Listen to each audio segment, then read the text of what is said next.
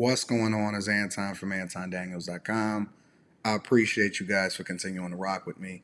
It seems like October has been like the biggest, I'm talking about the biggest month for news and controversial issues and everything that's going on with social media and all of these different stars. We got a lot to cover today. We got a lot to cover today. But right now, specifically, we're going to talk about Elon Musk reportedly being ordered or ordering the layoffs, company wide layoffs over at Twitter. Now, I've been telling you guys for an extended period of time that the word on the street, especially from people within Twitter, is that they're on pins and needles. We already know that he fired all of the corporate executives and he's walked in with a sink saying that he's the chief twit now and things like that.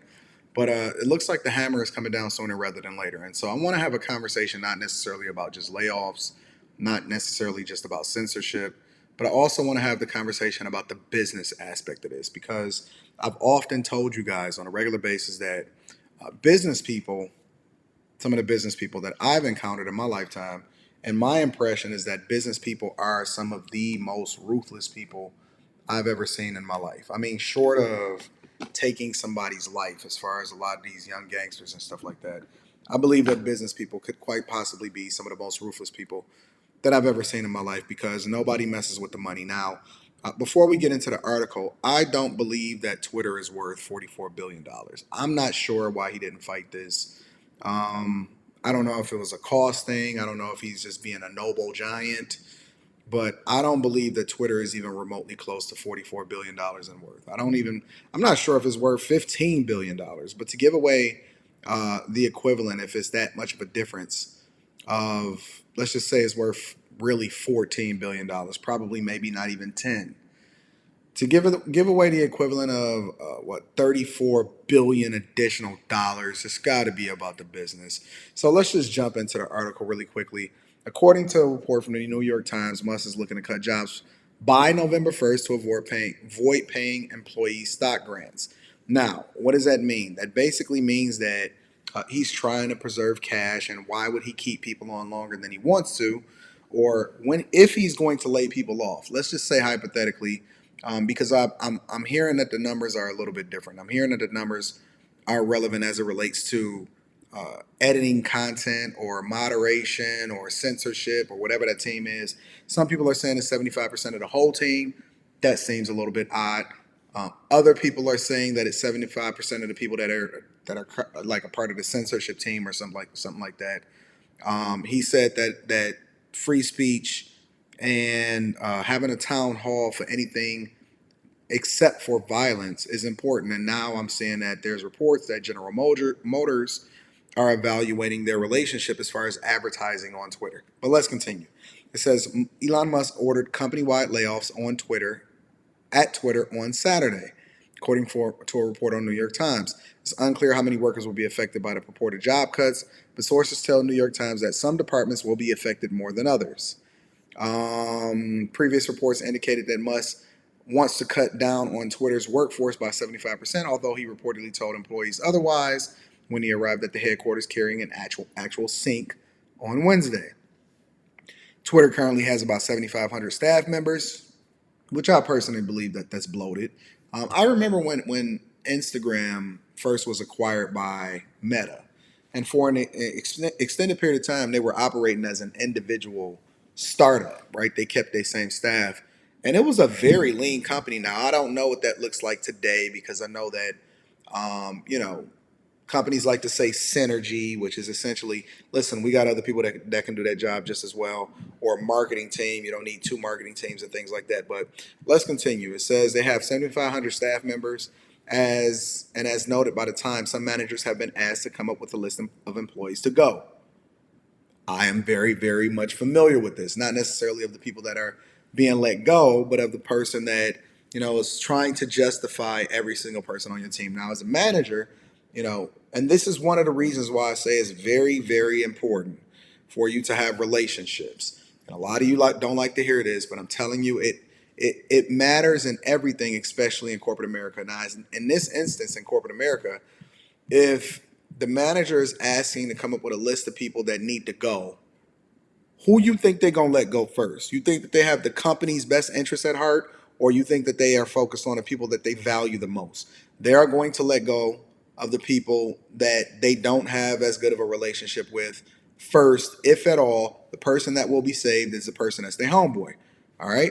Layoffs could occur before November 1st, the same day when employees are supposed to receive their stock grants, which typically represent a significant portion of their pay. Now, for a lot of different corporate employees, especially software engineers or a lot of these tech companies, your total compensation is not based just off of your base pay. And so I want y'all to let that go out of your mind. And I've been trying to teach y'all this. Make sure y'all tap into the Patreon. Link is in the description as well as pinned to the top of the chat. Your total compensation is not based off of your base pay. Your base pay is the thing that you should be least concerned about. And when you're negotiating, make sure y'all tap into the Patreon. When you're negotiating, you need to really understand what you're getting yourself into, because your total compensation package can be exponentially more if you understand that stock grants, bonuses, that is the thing that we work for. We don't care about the base pay. The base pay is supposed to be the thing that allows for you to be able to survive, right? It allows you to be able to carry your day-to-day payments and duties and whatever your responsibilities are. That is what your base pay is to carry you from month to month. Your total compensation is how you really get ahead. So if Elon Musk is looking to make layoffs, logically from a business perspective, and y'all, I know everybody wants to look at it from a humanity perspective, big companies, whatever, this man just overpaid for a company. He's going to cut costs immediately. And if he's going to cut costs, why wouldn't he, right? Just put yourself in his shoes.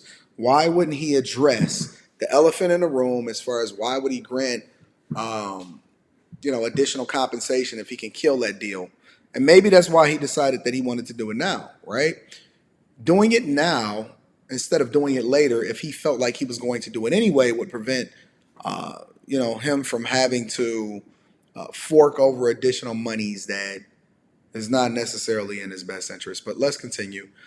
Same day when employees are supposed to receive their stock grants, which typically represent a significant portion of their pay, according to the New York Times, Musk may not have to pay these grants if he lays off employees before this date. Oh. Twitter didn't respond because, well, why could Twitter respond? Because they're owned by him now and he's firing everybody.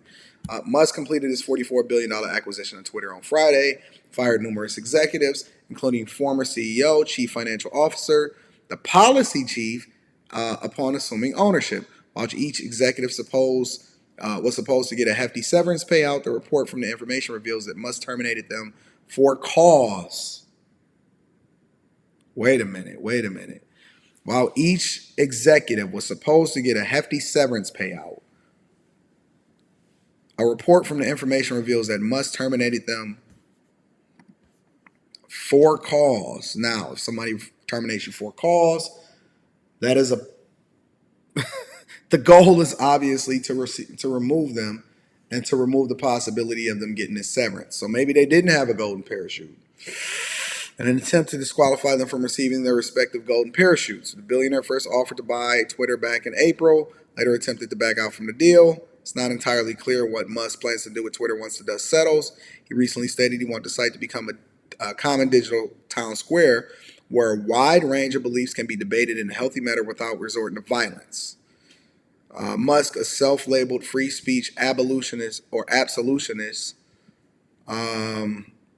has had users concerned about the future of content moderation on the platform, but says he won't let it become a free-for-all hellscape and plans on establishing a content moderation council.